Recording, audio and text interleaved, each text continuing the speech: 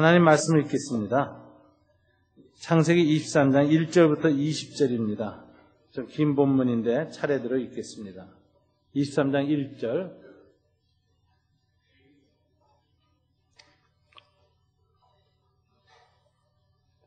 사라가 127세를 살았으니 이것이 곧 사라가 누린 횟수라.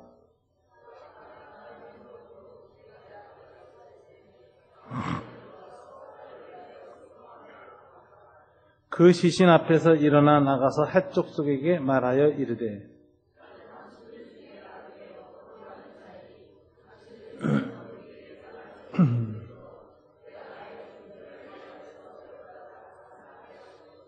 헷 족속이 아브라함에게 대답하여 이르되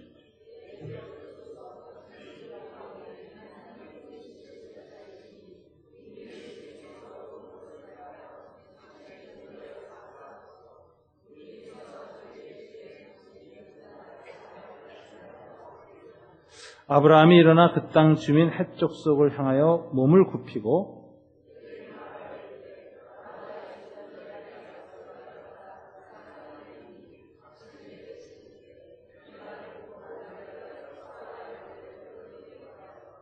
그가 그의 반머리에 있는 그의 막벨라 굴을 내게 주도록 하되 충분한 대가를 받고 그 굴을 내게 주어 당신들 중에 매장할 소유지가 되게 하기를 원하노라 하매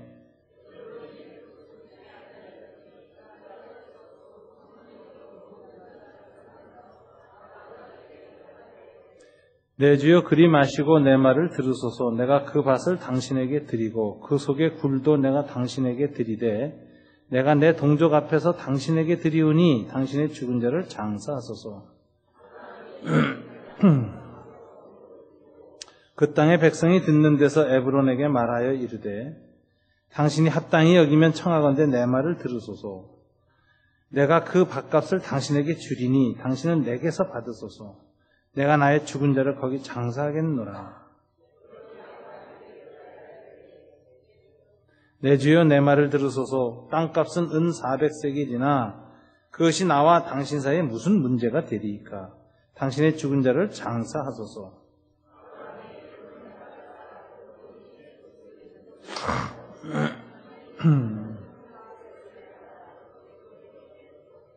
마므레 앞 막벨라에 있는 에브론의 밭 곧 그 밭과 거기에 속한 굴과 그 밭과 그 주위에 들린 모든 나무가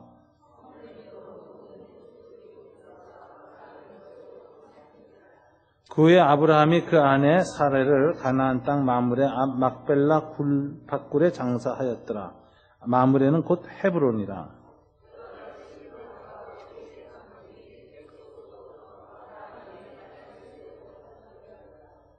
기도하겠습니다.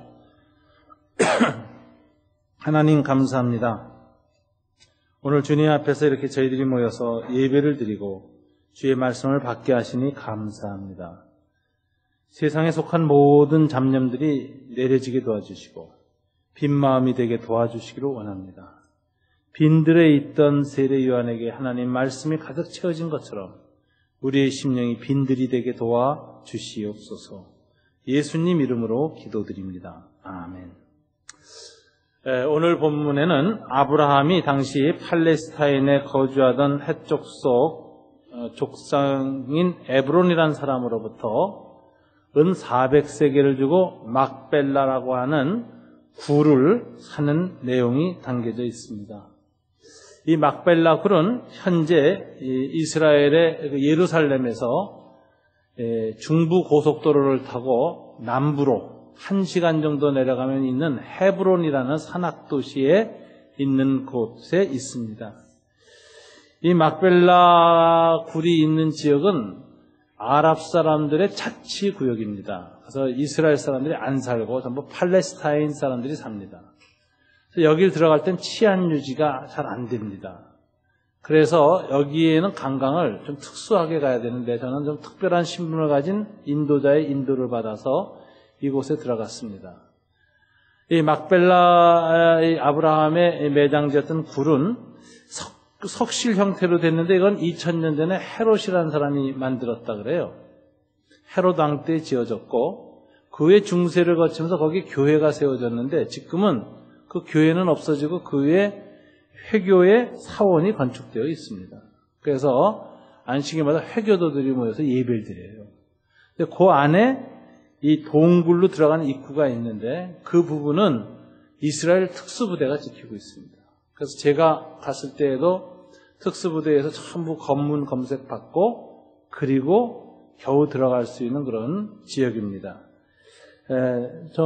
저것이 이제 말하자면 회교사원입니다. 저 밑에 교회터가 있고 교회터하고 연관된 곳에 족장들의 동굴 무덤이 있습니다. 그 다음 요게 동굴 무덤 안에 있는 저건데 사라의 묘입니다. 사라의 묘.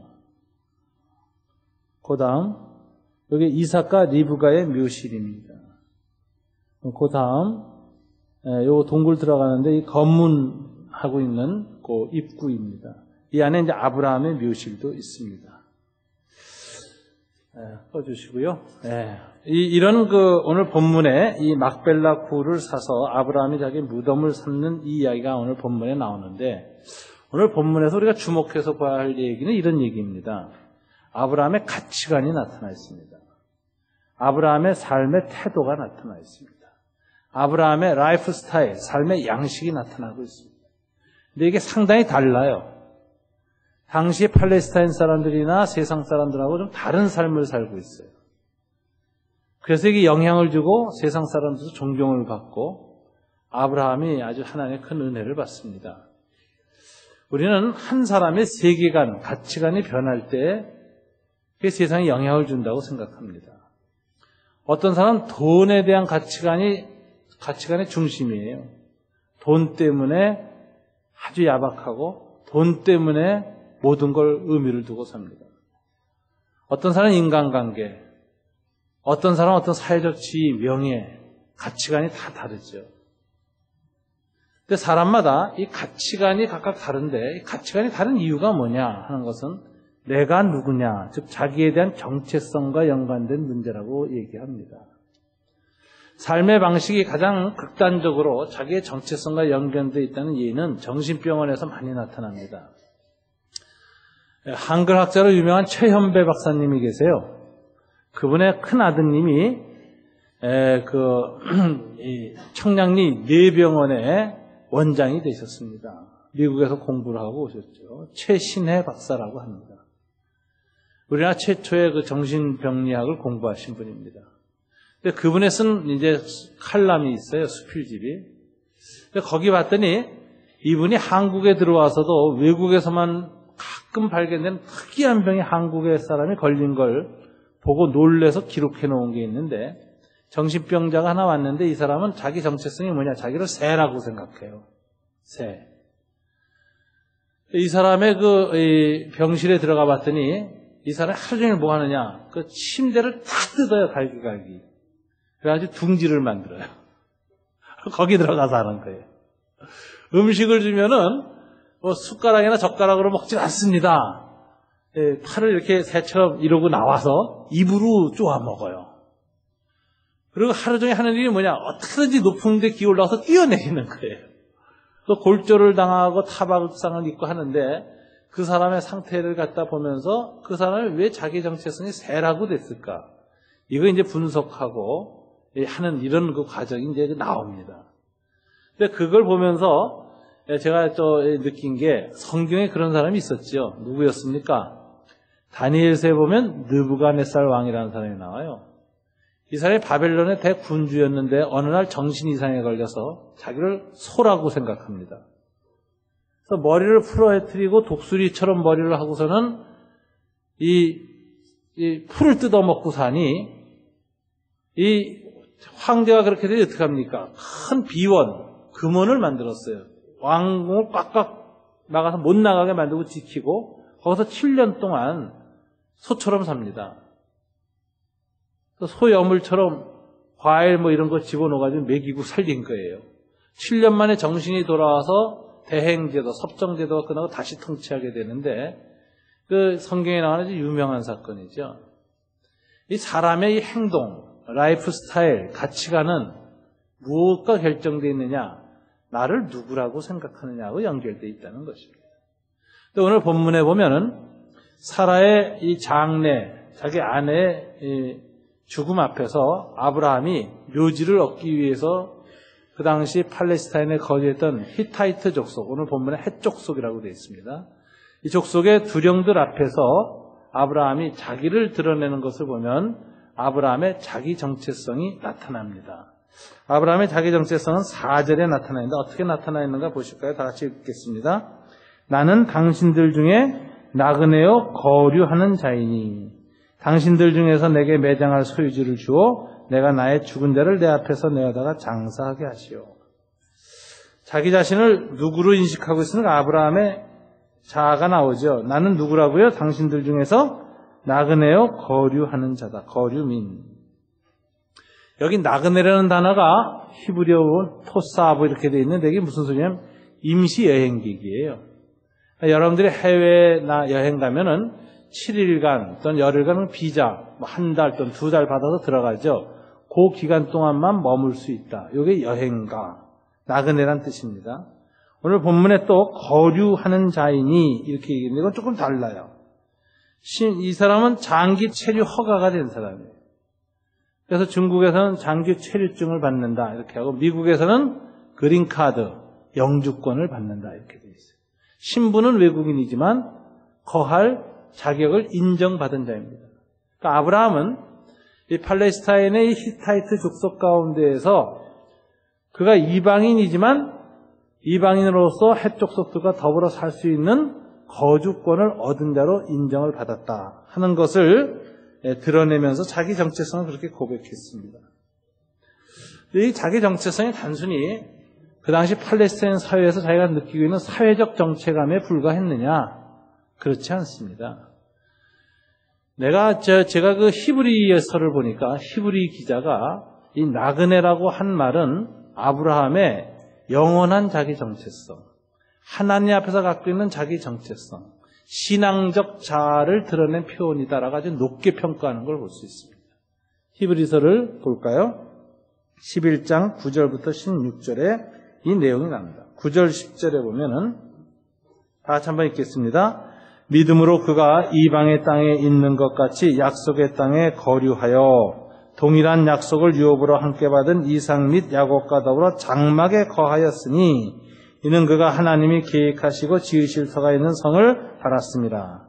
여기 아브라함은 약속의 땅에 거류민으로 거류하였는데 공동 상속자, 약속의 동일한 약속을 유업으로 함께 받은 이삭과 야곱과 더불어. 그래서 공동 상속자는 아브라함, 이삭, 야곱입니다. 하나님 앞에. 하나님이 이 세 사람한테 언약을 세우셨고 땅을 주겠다고 했어요. 그래서 코사인을 누가 했느냐?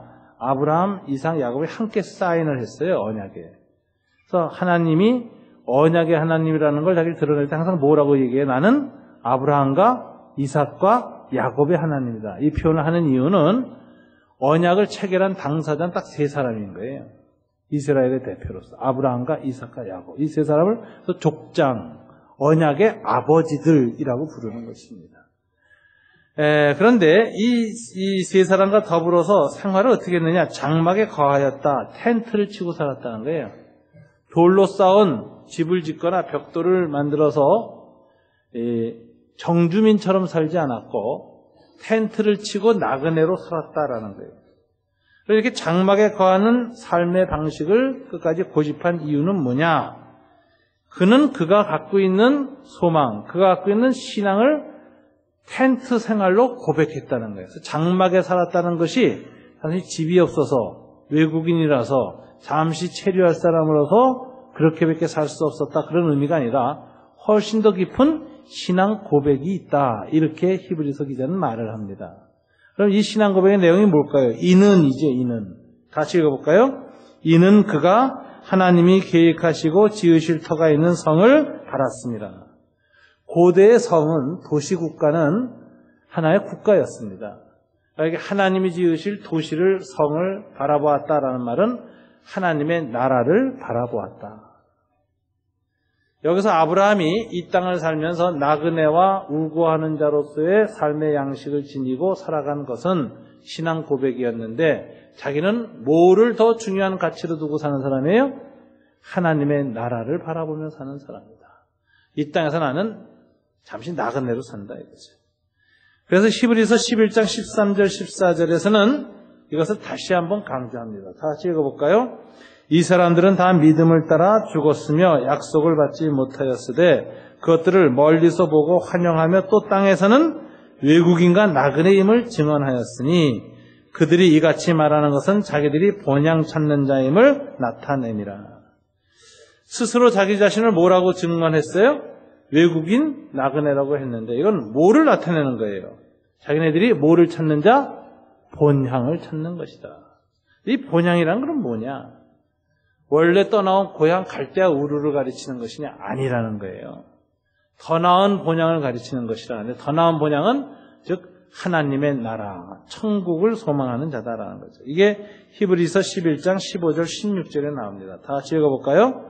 그들이 나은 바 본향을 생각하였더라면 돌아갈 기회가 있었으려니와 그들이 이제는 더 나은 본향을 사모하니 곧 하늘에 있는 것이라.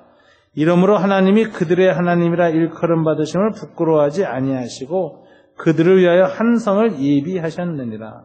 더 나은 본향, 하나님이 예비하신 한 성, 즉 뭐예요? 하나님 나라를 준비시키셨다.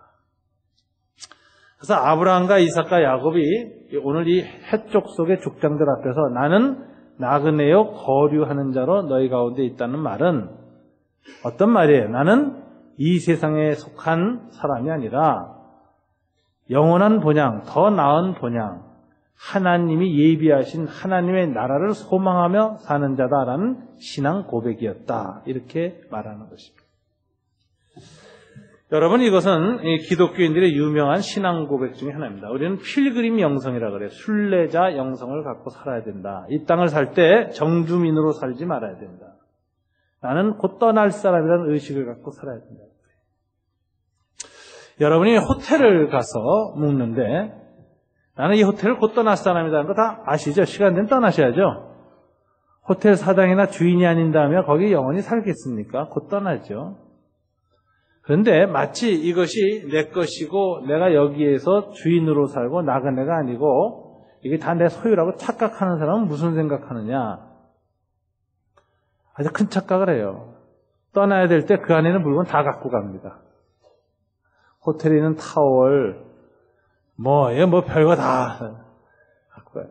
제가 이 터키에서 그 아랍 사람 여행 가이드에게 여행을 한번 받았는데 이 사람이 전 세계에서 온 각각 민족들의 여행을 다 이렇게 인도를 해가지고 비교를 하더라고요. 그런데 무슨 비교를 하냐면 제일 인상 깊은 이 민족 여행 집단이 어디냐 그랬더니 이스라엘 그래요. 왜 그러냐 했더니 별걸 다 갖고 간대. 쓰레빠도 다 들고 간대. 한 번은 이스라엘 사람들 유대인 여행단을 데리고 나갔는데 호텔 주인이 뛰어나서 차를 가로막더래. 그래서 다 뒤져가지고 다시 다 토해내게 했는데, 이스라엘 사람 지독하다 그러더라고요. 제가 이스라엘에서 살아보니까 과연 그렇겠다 싶은 생각이 좀 들어요. 유대인들 지독합니다. 근검절약서부터 아주 지독해요. 한국 사람들도 좀 가게 그랬어요. 그래서 그 대한항공하고 아시아나의 그 모포가 얼마나 많이 없어졌는지 몰라요. 이제 한국 사람들이 이제 좀 성숙해져가지고 나그네다, 여행자다. 여행자가 지켜야 할 에티켓과 교양이 있죠. 그거 안 들고 옵니다. 그런데 이런 이 나그네 의식이 없고 여행자로서의 자기 정체성이 없으면 그것 가지고 이 세상에 속하는 영원히 내 거인 것처럼 착각하고 싸움질하고 가지면 좋아하고 없으면 분노하고 좌절하고 고통받고 그럽니다. 우리가 이 세상을 살아갈 때도 어떻게 살아야 될 것이냐. 이 세상에 속한 모든 것이 곧 내가 떠날 것이라고 여겨야 돼요. 세월이 너무 빨라서 곧 떠납니다. 금방금방 떠납니다. 떠날 때 아무것도 남기지 않습니다. 모든 것이 다 사라집니다. 이 세상에 속한 것들이 정말 덧없이 놓고 가야 하는 것이다 라는 걸 우리가 알아야 됩니다. 그래서 이 소유하고 있는 것, 갖고 있는 것에 너무 집착하지 말아야 됩니다.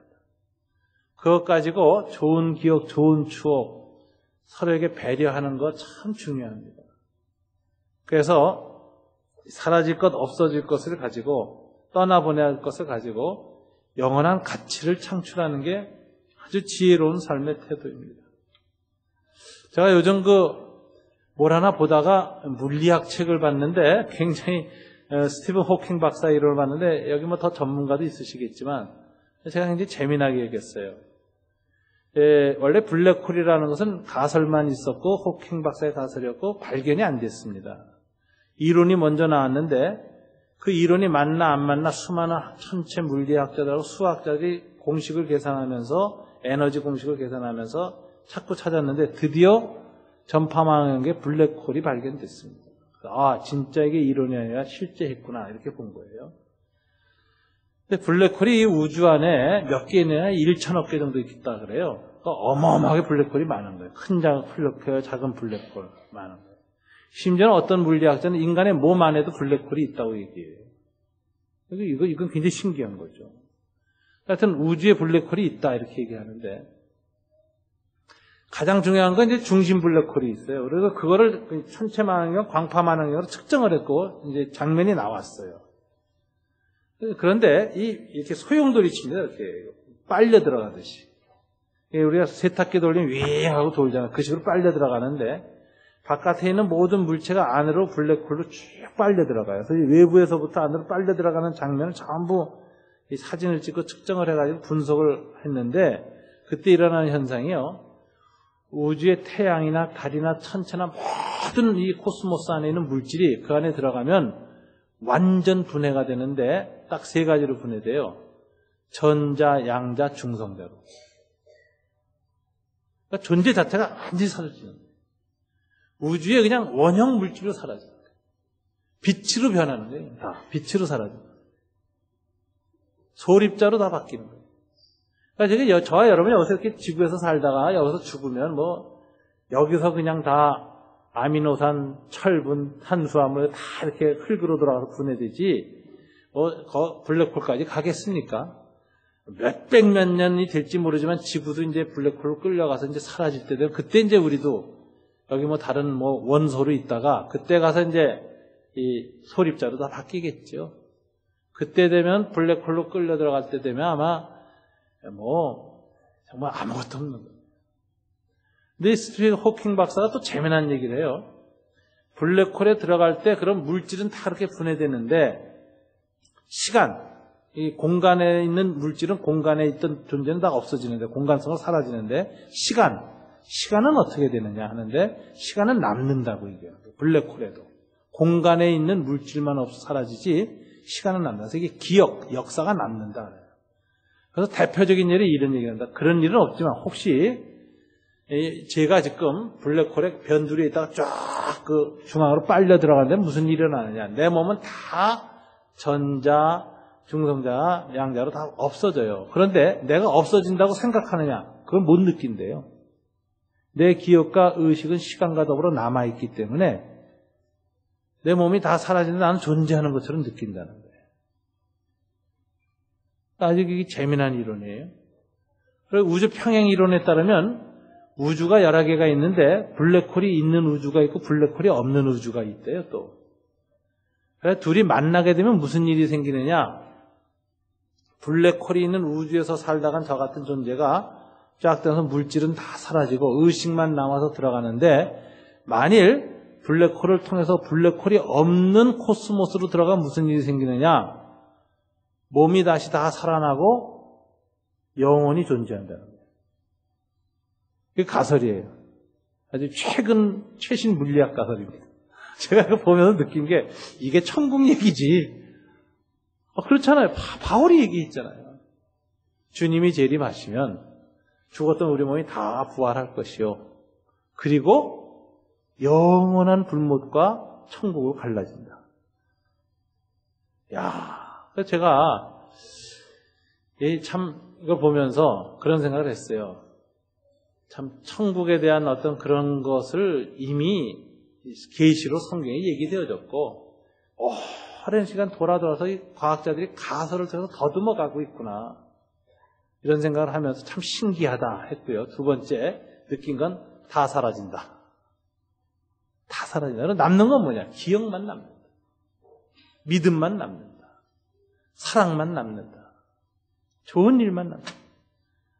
그래서 이 땅을 살면서 내가 갖고 있는 건강, 물질, 은혜, 은사, 이런 거 가지고 다 뭐하고 가야 가장 아름다운가? 나는 가장 가치 있는 기억을 남기고 가는 것처럼 좋은 것이었다.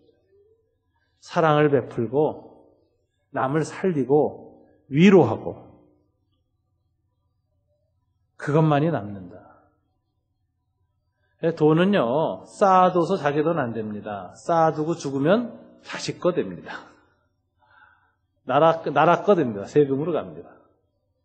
돈은 어느 만큼만 자기 건지 아세요? 내가 쓴 것만 내 돈이에요. 남긴 거 내 돈 아니에요. 근데 그 쓴 거를 어떻게 쓰느냐? 아름다운 기억들, 사랑으로 사용하고 심은 것이 영원한 가치를 갖습니다. 아브라함은 그런 자세 갖고 살았던 것 같아요. 오늘 본문에 보니까 그는 하늘을 바라보는 사람이었다.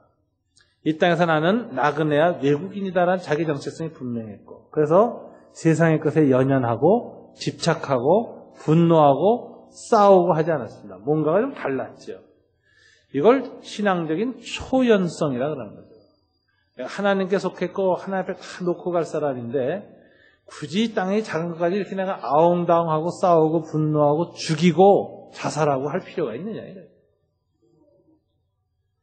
그래서 그걸 슬쩍 넘었으니까 거기에서 소위 영적인 여유가 생기는 거예요. 거기에서 인간미도 나오는 거예요. 거기서 넉넉함도 나오는 거예요. 거기서 용서함도 나오는 거예요. 배려도 나오는 거예요.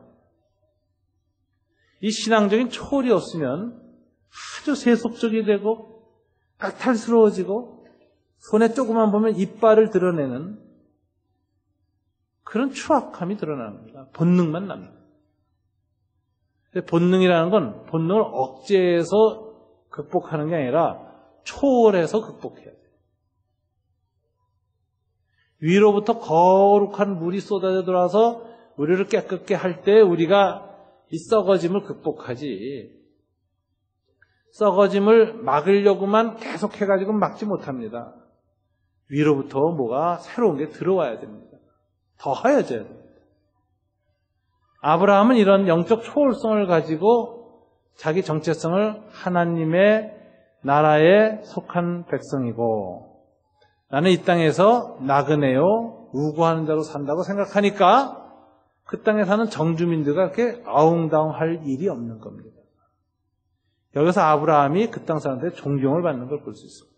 아브라함이 어떻게 존경을 받습니까? 여러분 6절을 보세요. 어떻게 존경을 받았나? 다 같이 한번 읽어볼까요? 내 주여 들으소서. 당신은 우리 가운데 있는 하나님이 세우신 지도자시니. 여보세요. 해쪽 속들이 아브라함에 대해서는 특별한 칭호를 주죠. 하나님의 지도자. 여기 지도자란 말은 족장, 종기케 한 자, 통치자라는 뜻이에요. 이 당시 해쪽 속들이 볼 때 아브라함은 보통 사람이 아닌 겁니다. 삶의 태도가 이건 하나님의 왕권을 드러내는 자다. 지난번 우리 정영구 목사님 부흥회를 통해서 배운 게 있어요. 창세기에서 하나님이 사람을 우리 형상대로 만들자고 할 때 그 우리 형상이 뭐냐? 첫째는 창조주 왕의 형상이다. 하나님이 천지 만물을 창조하시고 다스리는 분이에요. 왕이신 하나님. 왕의 형상으로 우리를 지었다는 거예요. 그래서 그 당시에 제국의 군주나 이집트의 파라오나 바벨론의 왕들만 하나님의 형상이 지은 것이 아니라 모든 인간이, 히브리 노예들조차도 다 왕이신 하나님의 형상으로 존귀하게 지음을 받은 자다. 그래서 인간의 존엄성을 강조하고 있습니다. 사회 신분, 빈부, 격차에 상관없이 모든 인간은 왕적 존재다. 왕 대신 하나님의 형상으로 지음받았다라는 거예요. 이 왕은 또 그럼 어떤 왕이냐? 사랑의 왕이다. 성부, 성자, 성령 하나님이 하나로 연합된 왕이에요. 그래서 세상 만물을 우리로 하여금 하나님의 왕권의 통치를 대행하도록 했는데 피조물과 짐승들과 인간 사이의 모두를 다스리다. 어떻게 다스리라 그랬어요? 사랑으로 다스려라. 하나 되게 하라. 이게 아담에게 주어진 명령인 겁니다. 먼저 하나님 앞에 순종하고 선악과 나무를 따먹지 말라는 말씀을 지킴으로써 하나님의 다스림, 사랑의 다스림이 우리 안에 들어오고 그 다스림을 받아서 자기 삶에 있는 모든 관계를 사랑의 하나 되게 하게 만들 때 피조세계 인간관계가 다 아름다운 하나님 나라로 변한다. 땅을 하나님 나라로 변화시키라는 말은 우리가 서 있는 삶의 영역을 하나님의 사랑의 하나됨의 공동체로 빚어내라. 이런 뜻이다. 이렇게 이제 우리가 배웠습니다. 아주 좋은 통찰입니다. 아브라함이 그렇게 살았어요. 그러나 항상 하나님의 말씀에 의해서 다스림을 받고 주변에 사는 햇사람들한테 어떻게든지 아브라함은 주변에게 유익을 주는 자, 복의 근원이 되는 자, 만나면 좋은 일이 있게 하는 자, 배려하는 자, 양보하는 자, 은혜를 베푸는 자로 살았어요. 그가 이렇게 넉넉하게 남한테 배려하면서 살 수 있었던 이유는 그의 자아가 나는 하늘에 속한 사람이다. 이 땅에선 잠시 나그네와 우고하는 자로 있는데 굳이 사람들하고 아웅당할 필요가 있겠느냐. 이런 삶의 자세가 어느덧 깊은 영향을 준 겁니다. 그래서 세상 사람들이 다 아브라함을 당신은 하나님의 왕입니다 라고 인정을 받게 됐어요. 요즘 세상이 얼마나 팍팍합니까? IMF 이후로 직장에서도 보면 이제 평생 직장이 사라지고 그때부터 우리 사회에 큰 변화가 왔죠. 어땠습니까? 쓸모없는 사람은 그냥 냅뒀습니다. 그 직장에 있는 사람의 가족이 상황이 어떤지, 그 애가 지금 장애인이 돼서 돈이 얼마나 많이 들어가는지, 그 부모님이 지금 반신불수가 돼서 얼마나 그냥 진땀을 쏟고 있는지 전혀 고려하지 않습니다. 얼마나 기업에 많은 이익을 주고 생산성이 있느냐 놓고 탁탁 잘라버립니다. 비정해졌죠. 그리고 쫓김을 받고 나면 사람들이 눈물을 흘렸습니다. 그 당시에. 평생 직장이고 평생 동지고 형님 아우로 살 줄 알았더니 이렇게 세상이 비정해졌고 이렇게 기계 부품 나사 빼버리듯이 나를 내던질 수 있는가. 인간적인 배려가 전혀 없이 쫓겨나는 일을 당한 사람부터 우리 사회가 얼마나 차가워지는지 아세요? 이 사람들이 이제 아무도 안 믿습니다. 세상이 얼마나 냉혹하고 비정한가를 처절할 정도로 겪었습니다. 그래서 세상에 대한 희망과 믿음을 안 가져요. 절망하고 문 닫고 삽니다. 세상이 다 그렇다. 직장 안에서도 누군가 깊은 인간적 연대와 공감과 사랑을 갖고 있으면 생활하기 힘들어요. 그 사람 쫓겨날 때 괴로워요. 차라리 내가 나가는 게 낫지 이런 생각 들어요. 근데 그렇게 마음을 약하게 먹으면은 인원 감축한다 그러면 그 약한 사람 먼저 사표 내는 거예요. 그렇게 안 되려면 평소에 직장 생활할 때도 옆에 사람하고 깊은 인간관계 가지면 안 돼. 그 사람에 대한 연민과 사랑이 생긴다는 건 자기 생존에 위험한 거예요. 그러니까 눈 감고 사는 거지, 눈 감고. 모른 척하고. 그때부터 우리 세상은 무서워졌습니다. 이런 게 가족 안에도 들어오면 비슷해져요. 마음 약한 가족이 제일 고생하고 가족한테 희생합니다. 그리고 독한 형제 자매가 냉정하고 냉혹합니다. 얼마나 정말 가족 관계에서도 그 어려움이 많습니까? 세상이 이래서 비인간화되고 황폐화된 거예요. 그러니까 세상이 차가워졌어요. 여러분, 이 본향의식이 있다는 게 얼마나 다행인지 아세요? 한국 사람들은 본향의식이 좀 강해요.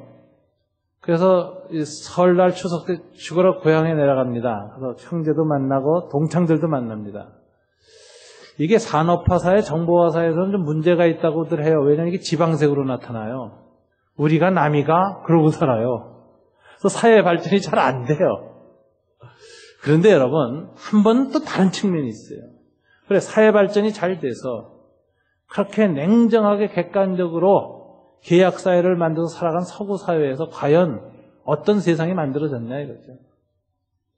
외로운 세상, 개인화된 세상, 비정한 사회, 자살하는 사회. 일본처럼 먼저 산업화돼가지고 고립사, 아무도 안 되고 혼자 죽어나가는 그 비정한 죽음.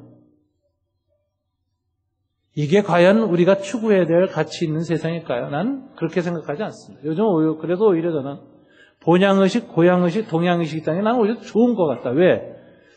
우리가 남이가 하고 보니까 이기적으로 계산적으로만 안 만나죠. 친구고 동창이가 좀 봐주잖아요. 기다려주잖아요. 여기에서 우리가 여전히 정이 남아있습니다.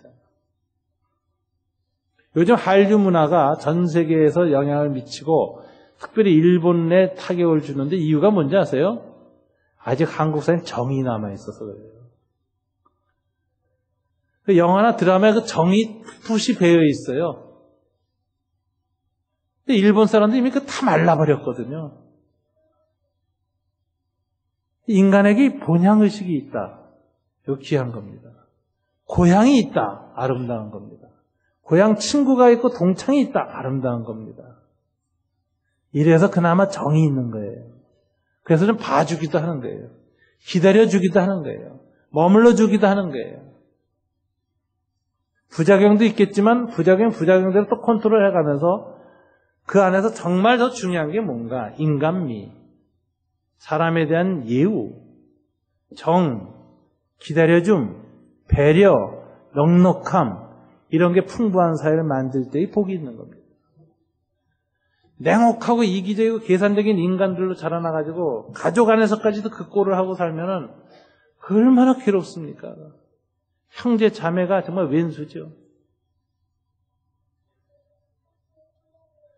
어머니가 병들어서 입원하게 생겨서 되면 형제들이 다 모여서 부족해서 십시일반을 내서 서로가 좀 짐이라도 덜어주려고 이럴 때 가족이 가족답고 사람 사는 맛이 나지. 서로 안 돌아보고 엉덩이 탁 빼고 네가 혼자 뒤집어 써라. 그 누워있는 부모님도 죽을 맛일 겁니다. 빨리 죽고 싶다. 차라리. 여러분 세상이요. 본향의식을 가지고 세상의 그 세속적인 이해관계를 좀 넘어갈 수 있는 영적인 초월성, 초연성이 좀 있어야 인간미도 살고 배려도 하는 겁니다. 아브라함이 그 팔레스타인 해족성 문화에서 그렇게 살아가지고 상당히 인정을 받은 것 같아요. 그래서 당신 사는 방식은 상당히 특이합니다. 당신은 하나님이 다스린 사람입니다. 인정을 받았어요. 오늘 본문에 보니까 땅 사는 과정을 길게 설명했습니다. 요게 이제 레만이라는 그 고고학자가 요걸 발견했는데 이 사람은 고대 해족 속에 상거래 문서들을 많이 발견해서 비교를 했더니 오늘 본문이 보인 거예요. 이 사람이 이렇게 얘기해요. 오늘 본문은 지금부터 4,000년 전에 중근동 지방에 살던 히타이트족 속의 상거래 문화를 아주 잘 보여주는 본문이다 그랬어요. 이 사람들이 이렇게 하는데 이 문화는 지금도 중동에 남아있답니다. 그래서 사우디아라비아에 가서 장사하실 분들은 이거 잘 알아둬야 된다는 거예요. 이 사람들이 이런 식으로 거래하는데 이제 아브라함이 무덤이 필요하게 됐습니다. 무덤만 필요한 게 아니라 그 주변의 땅도 필요했겠죠. 그러나 절대로 자기가 머릿속에서 나는 이 무덤과 주변에 이런 땅이 필요하다. 그래서 전체를 다 달라고 그런 요구를 안 하는 거예요. 이거 무례한 거예요. 자기 요구를 최소화하는 겁니다. 그래서 뭐라고 하냐면 해족 속 족장들한테 가서 내 아내가 죽었어. 매장을 해야 되겠는데 매장지가 없어. 저 막벨라라는 곳에 굴이 있네. 거기 굴이 있는데 그 굴 하나, 수직굴. 그 당시에는 이 석실을 만드는 이 동굴 안에다가 이제 무덤을 이렇게 놓거든요. 수평굴이죠. 그 굴이 있는데 그 굴을 나한테 좀 파시오 이럽니다. 그러니까 해족 속 사람들이 뭐라 하냐? 아이고 무슨 말입니까? 당신은 하나님의 왕입니다. 당신들한테 내가 무슨 돈을 받고 이 굴을 주겠습니까? 이 굴을 그냥 쓰시오 이래요. 근데 요게 조심해야 되는 거예요. 여러분들이 공짜 좋아하는 한국 사람 근성 따라서 아이고 감사합니다 딱 받으면 무슨 일이 생기냐? 거래가 끊어져요. 돌아가서 무슨 일이냐? 우리 친척이 반대하오. 이래가지고 이제 꺼지는 거예요. 이 중동 문화는 아주 그 체면 문화이기 때문에 이거 잘 알아야 돼요. 그냥 주겠습니다. 그러면은 그냥 받는 게 아니라, 이건 무슨 말입니까? 나는 이거 그냥 받을 수 없습니다. 어떻게든지 이 살해를 하기를 원합니다. 이렇게 해요. 그럼 이제 이 사람이 또 뭐라고 하나요? 그래도 이 사람들이 이제 또 그러면 돈을 내주지 않습니다. 이제 이번에 거래가 이제 하는데 이런 방식으로 해요. 그 반만이 아니라, 굴만이 아니라 그 주변에 밭까지 다 당신에게 그냥 드리겠소. 이래요. 이 사람은 굴만 팔고 싶지 않은 거예요. 그 주변에 밭까지 한꺼번에 팔고 싶은 거예요. 그래서 드리겠소. 그래요. 그럼 그때 또 아멘하고 받아먹으면 깨지는 거예요. 아브라함이 오늘 본문에 보니까 또, 무슨 소리냐. 난 이거 꼭 사겠다. 그래요. 그러니까 이 사람이 또다시 이제 뭐라고 말해요? 이것이 원래 값으로 따지자면 400세겔이 되는데, 당신과 나세가 무슨 계산을 하겠습니까? 이렇게 떠줘요. 네, 이 네반이라는 사람의 글에 보면 그 후에 거래가 성립되는 거 보면 첫 번째 주인이 얘기할 때 보통 2배를 내는데요. 이게 200세겔짜리인데 400세겔 내는데요. 그럼 이제 그 다음 사람은 보통 딴 거래 문서를 보니까 어떻게 되냐면, 감사합니다 하고, 이걸 참 이렇게 주시겠다는 게 너무 감사한데 제가 정말 돈이 부족해서 200세겔밖에 없습니다. 어떻게 반만 살까요? 이렇게 얘기하면 그 사람이 당신하고 나하고가 그걸 따질 거요. 이거 다 200세겔에 가지시오. 이래가지고 하는 사람은 아주 정확하게 인심을 쓰는 이 후덕한 사람이 되고, 사는 사람은 아주 겸손하게 그걸 사들이는데 실제는 제 돈 다 주고 사는 거죠. 이게 이 중동 사람들의 그 상문화라는 거예요. 근데 아브라함이 오늘 어떻게 합니까? 400세겔을 안 깎지요? 다 받습니다. 이게 이제 이런 태도가 아브라함의 삶 속에 하나님 나라의 백성의 초연성이 있는 거예요. 아득바득 안 하는 거예요. 그걸 딱 받아주고 막벨락으로 사니까 그 햇살에 다 일어나서 당신은 하나님의 지도자입니다. 존경을 표하는 거예요. 왠지 다르잖아요. 영향력을 나타내잖아요. 이게 그리스도인이 자기 정체성이 분명하면 가치관이 달라지는 거죠. 가치관이 다른 삶의 방식을 드러낼 때 감동을 주는 거예요. 세상 사람은 저와 여러분 얘기하는 말 보고 감동을 안 받습니다. 우리의 행위의 열매를 보고 감동을 받습니다. 그러니까 이 라이프 스타일이 바뀔 때 정말 영향을 미치는 거예요. 아브라함이 그랬습니다. 이 아브라함이 그럼 이렇게 이 좋은 가치관을 보였는데 이것은 근거가 뭐냐? 히브리서 기자는 믿음 때문에 이와 같은 가치관이 나왔다 그래요. 그럼 그 믿음이란 뭐냐? 오늘 막벨락으로 사는 게 믿음인데 이게 무슨 믿음이냐 이거죠. 하나님이 아브라함한테 약속을 했어요. 창세기 15장에 보면 이 가나안 땅 해쪽 속에 사는 이 땅을 내가 너한테 몇 년 만에 주겠다고 하신지 아세요? 400년 만에 주겠다. 4대 후에 주겠다 그랬어요. 다시 한번 읽어볼까요? 해질 때에 아브라함에게 깊은 잠이 임하고 큰 흑암과 그 다음에 두려움이 그에게 임하였더니 여호와께서 아브라함에게 이르시되 너는 반드시 알라. 네 자손이 이방에서 객이 되어 그들을 섬기겠고 그들을 400년 동안 네 자손을 괴롭히리니 애굽에 가서 400년 동안 노예살이 하게 된다는 거예요. 그 다음에 15장 14절 16절 다 같이 읽어볼까요? 그들이 섬기는 날을 내가 징벌할지며 그 후에 네 자손이 큰 재물을 이끌고 나오리라. 너는 장수하다가 평안히 조상에게로 돌아가 장사될 것이요 네 자손은 4대 만에 이 땅으로 돌아오리니 이는 아모리 족속의 죄악이 아직 가득 차지 아니함이니라 하시더라. 하나님이 가나안 땅을 아브라함에게 주겠다고 약속하셨는데 오늘 몇 년 후에 주겠다고 하십니까? 400년 후에 4대 만에. 요즘은 한 세대가 30년인데 그 당시엔 100세가 한 세대였나 봐요. 400년 후에 주겠다 그랬어요. 아브라함은 지금 자기가 이 나그네로 살고 있는 이 땅이 400년이 다 자기 후손 땅이 될 걸 알았습니다. 근데 그것을 믿는다는 믿음의 고백으로 뭘 해요? 미리 막벨라구를 사놓고 거기다 자기 무덤을 삼는 거예요. 왜? 400년 후엔 자기 조상이 여기서 살고 자기 무덤을 기념할 걸 알은 거예요. 여기 400년 후를 내다봤다. 이거 굉장한 믿음입니다. 400년이면 지금 우리 한국으로는 이시왕조 500년 아니에요. 고려시대 말에 고종 때 이루어질 일을 내다보고 미리 투자한 거예요.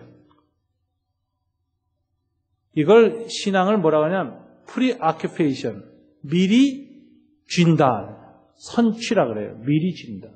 믿음 있는 사람은 항상 그 믿음이 이루어질 줄을 알고 미리 행동을 취하는 거예요. 부분적으로.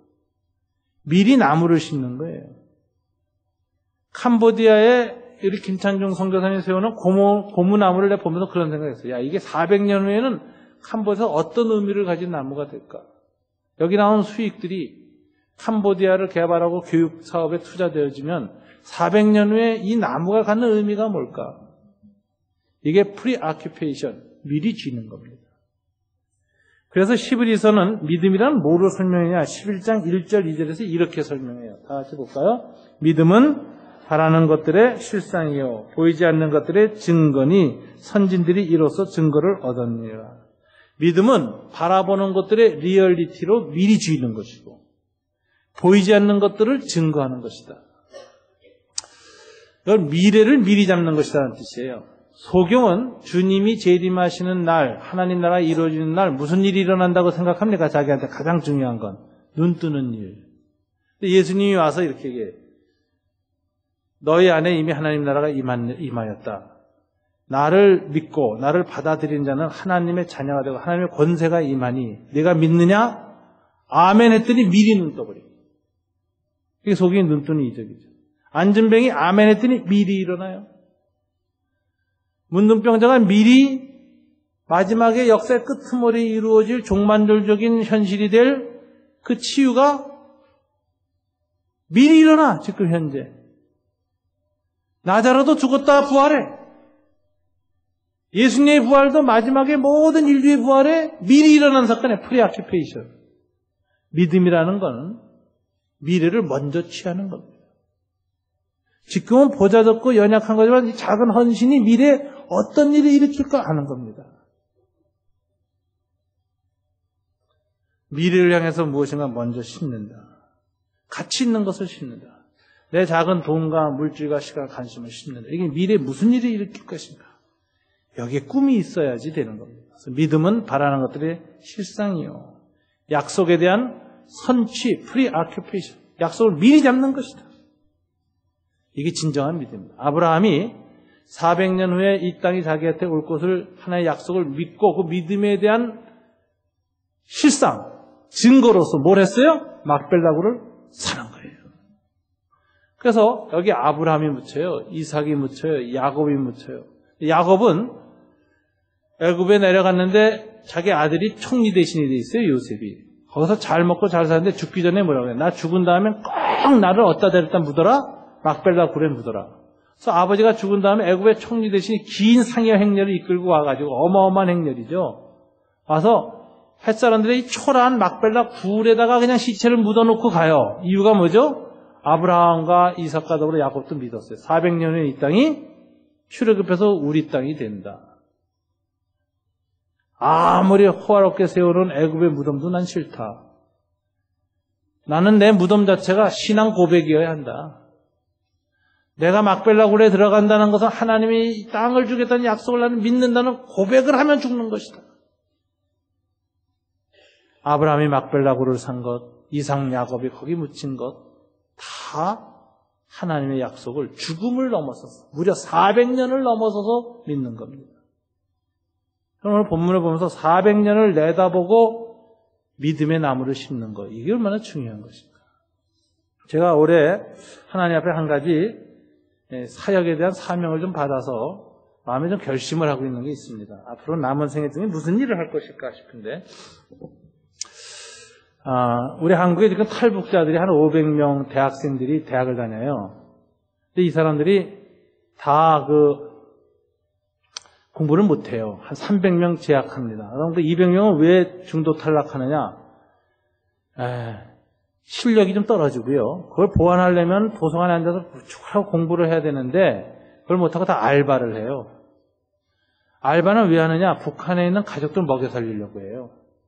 그래서 한 달에 알바해서 한 5, 60만 학교 다니면서 쉬는 시간에서 벌면은 자기가 먹고 살려면은 한 50만 원 또 필요하죠. 한 달에 최소한 개인적으로. 한 100만 원 정도 알바 생활을 해서 법니다. 그래서 학교 끝나고 나면 밤에 아주 무섭게 일을 해요. 한 100만 원 정도 벌어가지고 50만 원 자기 생존비하고 50만 원 북한에 보내는데 어떻게 보내느냐면은 저 중국에는 조선족 교포가 갖고 들어가요. 그런데 이 사람들이 갖고 들어가는 게 이제 소위 이 핸드폰인데 중국 핸드폰은 땅덩어리가 넓어서 중계소가 없어요. 지상 중계소가. 다 위성으로 돼요. 그래서 중국 핸드폰의 특징은 뭐냐? 북한에 들어가서도 위성이기 때문에 전화가 돼. 그래서 북한에서 전화 걸어서 남한으로 직접 받습니다. 국제전화로. 제가 이거 많이 받아봤어요. 나 평양에 가서 서울에서 직접 전화 받았어요. 근데 난 맨 처음에 그게 한 15년, 한 6년 전 일이었는데 그 당시 굉장히 놀랐어요. 이건 국가보안법 위반이거든요. 나 깜짝 놀랐어요. 근데 그때 처음 중국의 그 따가다라고 하는 그 핸드폰이, 위성 핸드폰이 터지는 걸 제가 그때 알았어요. 그 후로 이제 중국에서 조선족들이 이 보따리 장사 들어갈 때 전부 짐을 뒤져서 국경에서 전부 그 핸드폰 못 하는데 아무 소용없어요. 발견되면 일불 주면 다 들어가요. 1달러면 다 통과. 갖고 들어가서 어떻게 하는지 아세요? 그 엄마한테 딱 가요. 그럼 엄마가 바꿔. 야, 20불 받았다. 200불 받았다. 그러는 거예요. 엄마 돈 받았어? 받았다. 너 건강하니? 잘 있어요? 어머니 집안 별일 없어요? 예. 뭐 이러고서 이제 끊어요. 그럼 50만 원 번에 30만 원 중간 먹고 20만 원 전된대. 근데 그 북한에서 여러분 20만 원이면 50명이 한 달을 삽니다. 온 가족이 먹고 살아요. 이렇게 해서 지금 남한에서 번 돈이 북한을 넘어가는 돈이 어마어마해요, 지금. 우리 정부도 다 알고 있어요. 근데 생각해요. 자기 누이 동생, 어머니, 아버지 굶어 죽고 병들어 있는데 여기 어떻게 공부를 해요? 그러니까 얘네들이 밤에 해가지고 계속 돈을 보냅니다. 그런데 그러다 보니까 졸업을 못해요. 근데 나라에서 이거 특례 입학을 봐서 연대니 서울대니 다 받았는데 말이죠. 장학금은 주는데 공부해서 성적이 좀 올라가야 장학금이 유지되거든요. 그래서 탈락을 하는 거예요. 그래서 이 사람들 돕기 위해서 7년 전에 우리가 하나로 장학회라는 장학재단을 조그맣게 시작했어요. 한 달에 30만 원씩 줍니다. 요즘 한 번에 한 학기 한 30명 정도 이렇게 주고 있는데 그래서 얘들이 그거 가지고 그대로 북한에 보내요. 그래서 자기네들 조그맣게 아르바이트 하면서 자기 먹고 사는 거 보고 나머지 시간에 공부를 하니까 이게 졸업을 하는 거예요. 그리고 졸업한 애들이 지금 이제 취직을 해가지고 취직한 애들을 우리가 또 장학회로 다시 받습니다. 너도 혜택을 받았으니까 이제 네 후배들 좀 그렇게 해라. 그래서 이걸 늘려나가는 거죠, 계속. 서로 상부상조해서 이거 늘려나가는 건데 이렇게 해서 지금 7년째 했어요. 근데 올해 이것을 이제 제대로 된 장학제도를 발전시키기로 해가지고 제가 올해 들어와서 통일부 차관을 2번 만났습니다. 그리고 이것을 이제 서류를 해가지고 우리가 기금을 마련해서 등록하겠다 하고 거의 허락을 받았습니다. 근데 제 꿈이 있어요. 얘네들 대학 졸업시키고 그 중에 잘하는 놈들은 여기서 석사과정 시키고 더 잘하는 놈은 미국으로 보낸다. 미국에는 우리가 글로벌 네트워크가 있습니다. 그래서 미국에는 교회에 한인교회 한 사람 붙여주고 얘 박사학위까지 좀 만들어 달라 돈 대주고 그럼 아는 목사들 많아서 다 그게 연결이 됩니다. 그래서 정말 전문성을 가진 탈북 대학생들로 한 100명 정도의 어느 분야에서든지 탁월한 사람들을 만들어내자. 어린이 교육, 보건, 위생, 또 복지, 또 무슨 공대, 뭐 정치, 경제, 외교 다 만들어내자.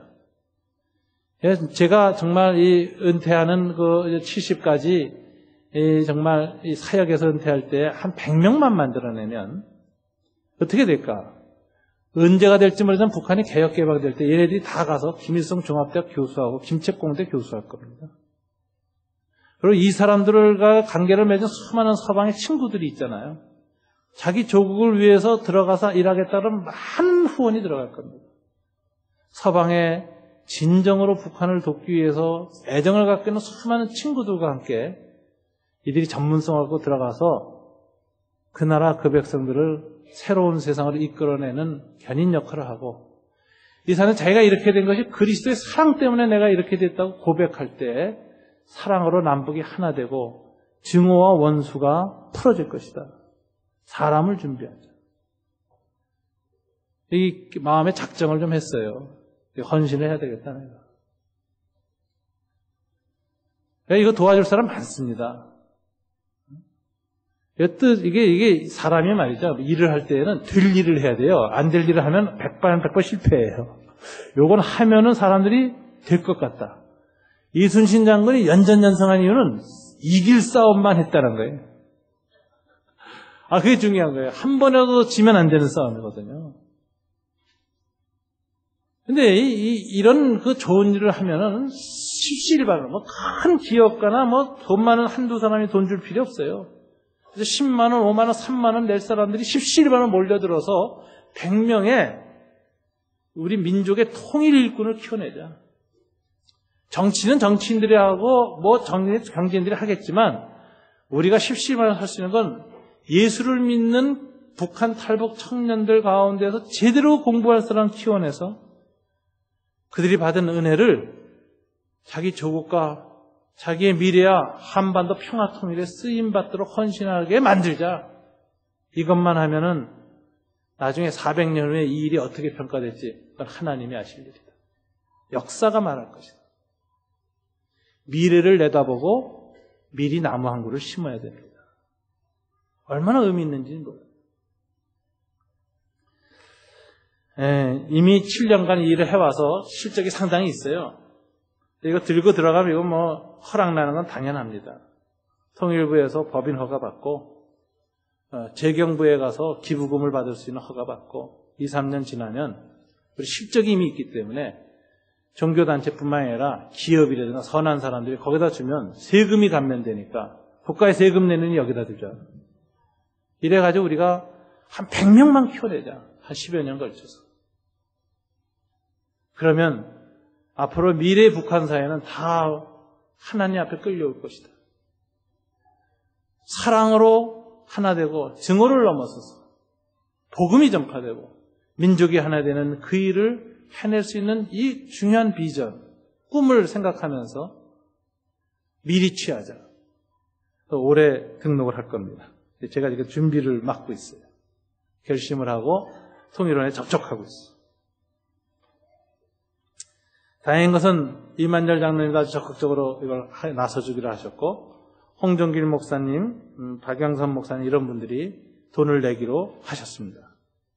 그래서 이미 6억 5천이라는 돈이 들어왔고, 저희가 모금해야 될 돈이 이제 5억 3천이 있어요. 지금 십시일반을 모으는 일을 해나가고 있습니다. 여러 교회들한테도 얘기하고, 독지가들한테 얘기하고 모으고 있습니다. 이걸 통해서 금년 안에 복지제도를 하나 창설하자. 이렇게 진행을 하고 있는데,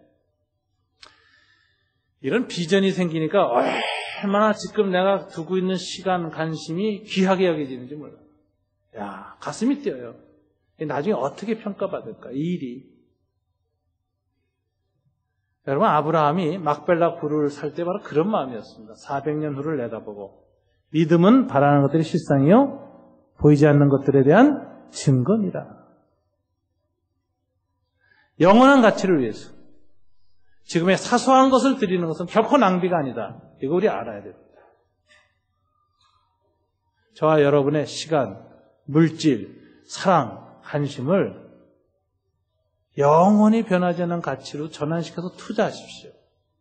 프리아키페이션, 미리 잡으십시오. 나무 한 그루 심으십시오. 그것이 얼마나 아름다운 열매를 맺을지 하나님께 맡겨보십시오. 하나님이 받으시고 사용하실 때 우리가 상상할 수 없는 열매가 일어납니다. 그 대표적인 예를 동영상을 통해서 하나 보여드리겠습니다. 좀 불을 꺼주시고 동영상을 틀어주시기 바랍니다. 훨씬 더 앞에 건데요.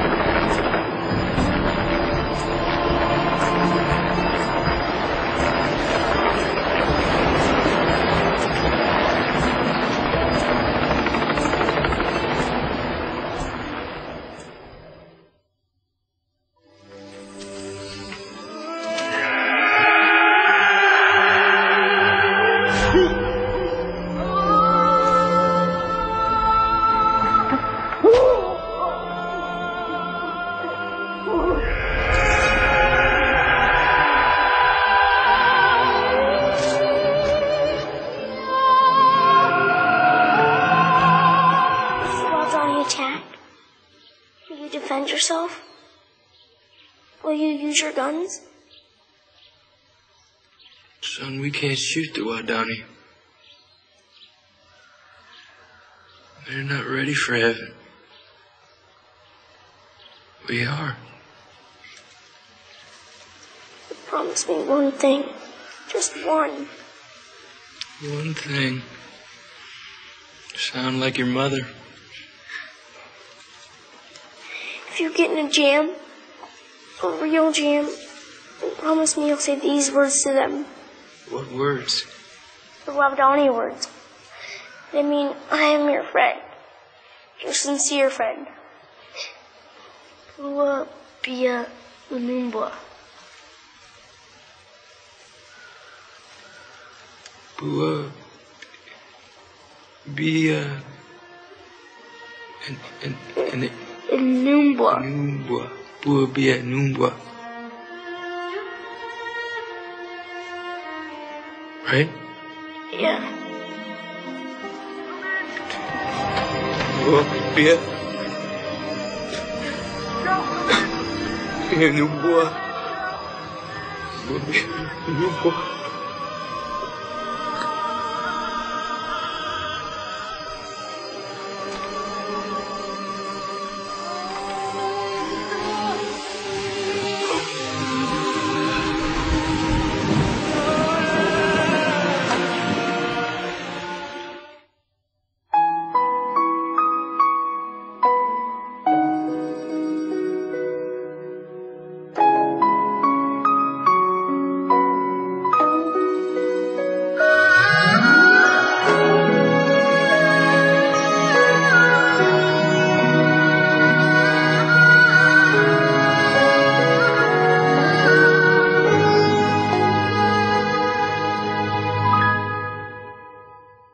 주님이 홀로 가신 그 길 나도 따라가오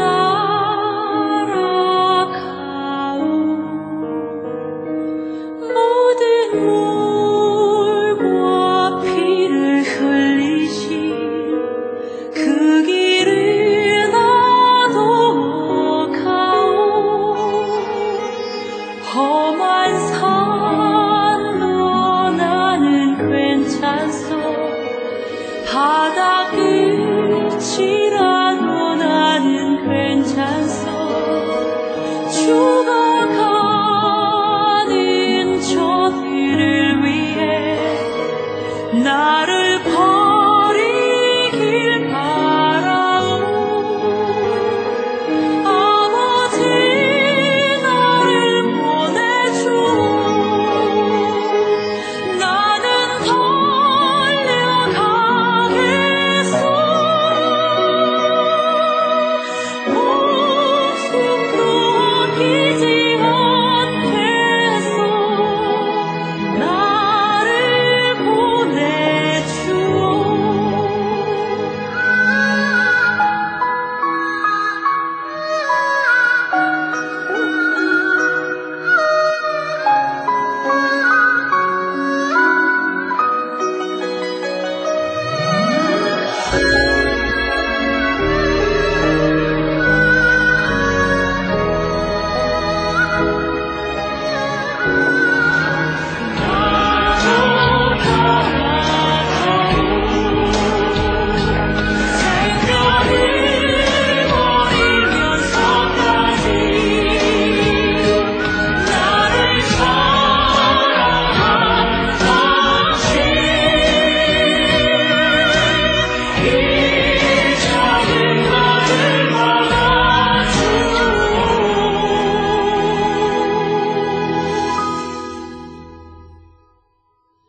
나도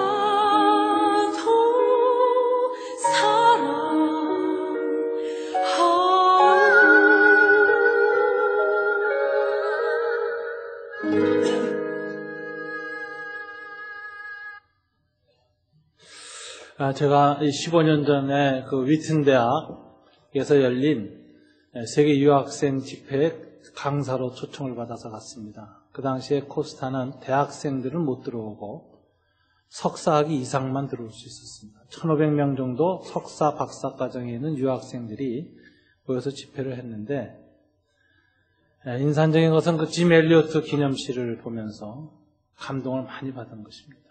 이 대학을 나온 5명의 젊은이들이 걸어간 길이 이 땅의 많은 그리스도인들에게 무엇을 얘기하는가를 생각하게 되었습니다.